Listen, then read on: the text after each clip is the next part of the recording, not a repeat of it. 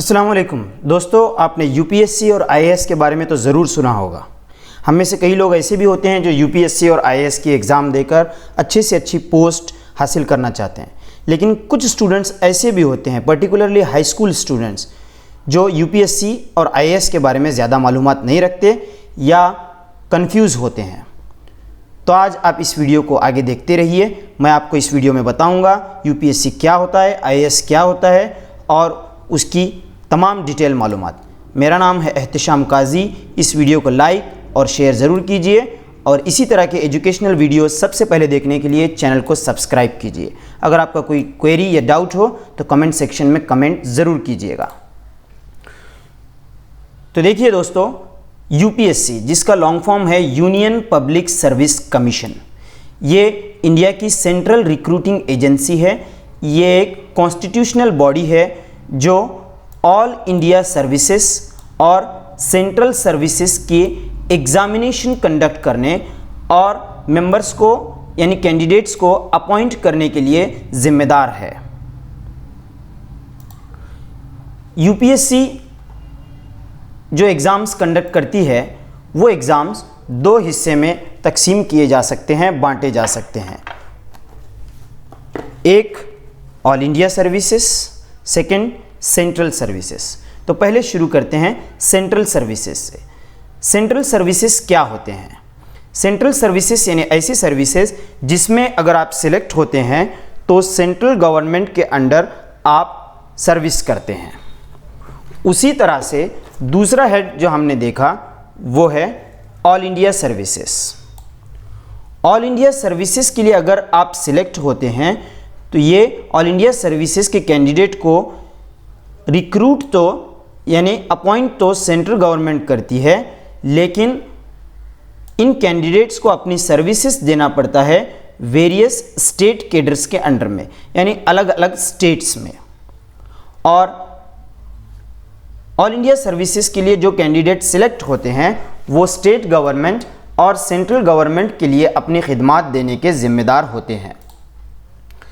UPSC अलग अलग exams conduct करती है, जिसमें से सबसे पहला और सबसे फेमस है civil service examination, second engineering services examination, combined medical services examination, combined defence services examination, national defence academy examination यानी NDA, naval academy examination, special class railway apprentice examination, Indian forest service examination, Indian economic service examination, Indian statistical service examination, combined geo scientist and geologist examination, central armed police forces examination, section officers और stenographers departmental competitive examination.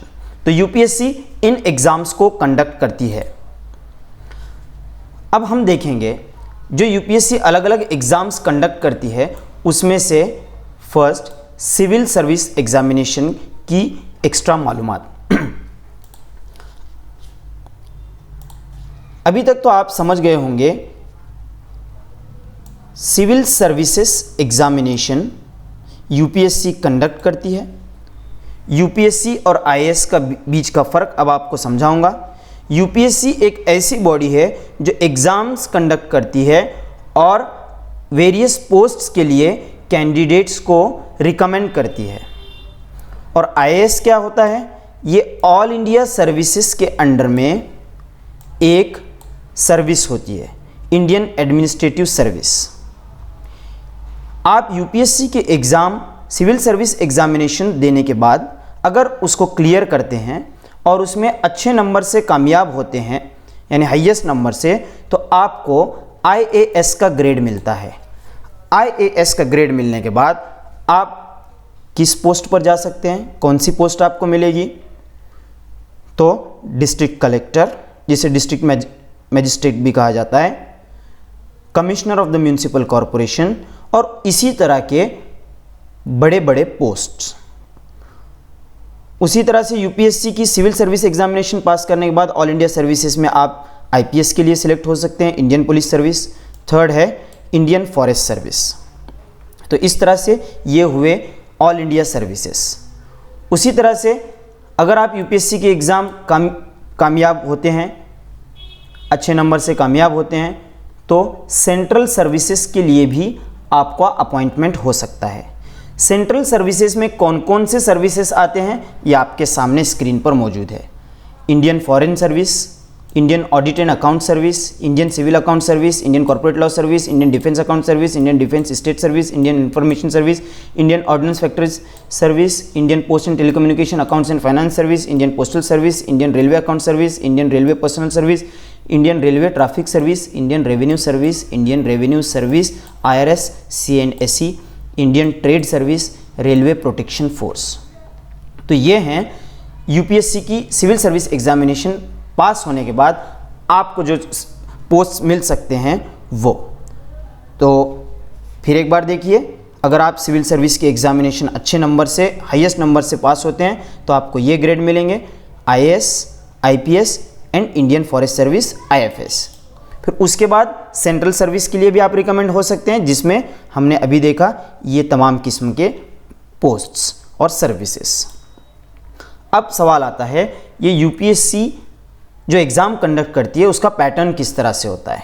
UPSC साल में एक बार notification जारी करती है अपनी civil services examination के लिए। उसका आपको ऑनलाइन फॉर्म भरना होता है। फर्स्ट स्टेज की जो एग्ज़ाम होती है वो कहलाती है प्रीलिम्स एग्ज़ाम। ये ऑब्जेक्टिव टाइप एग्ज़ाम होती है और 2 लैंग्वेजेस में कंडक्ट की जाती है, हिंदी और इंग्लिश। अगर आप इस एग्ज़ाम प्रीलिम एग्ज़ाम को क्लियर करते हैं तो आप सिलेक्ट होते हैं मेंस एग्ज़ाम के लिए। मेंस एग्ज़ाम में आपको आंसर्स लिखने होते हैं, यानी डिस्क्रिप्टिव टाइप की एग्ज़ाम होती है।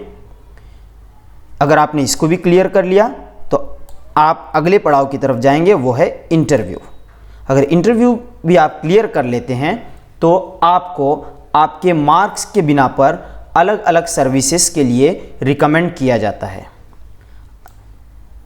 यूपीएससी की मेंस एग्ज़ाम डिफरेंट लैंग्वेजेस में कंडक्ट की जाती है, जो कि होती हैं 24 लैंग्वेजेस, जिसमें इंडिया की तमाम मेजर लैंग्वेजेस शामिल हैं, जैसा कि हिंदी, मराठी, उर्दू, इंग्लिश वगैरह। तो उम्मीद है आपको समझ में आया होगा यूपीएससी किसे कहते हैं। यूपीएससी एक कॉन्स्टिट्यूशनल बॉडी है जो एग्ज़ाम्स कंडक्ट करती है।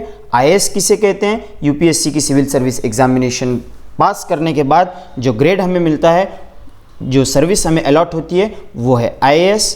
उम्मीद करते हैं आपको ये वीडियो पसंद आया होगा। इस वीडियो को लाइक और शेयर ज़रूर कीजिएगा और चैनल को सब्सक्राइब कीजिए।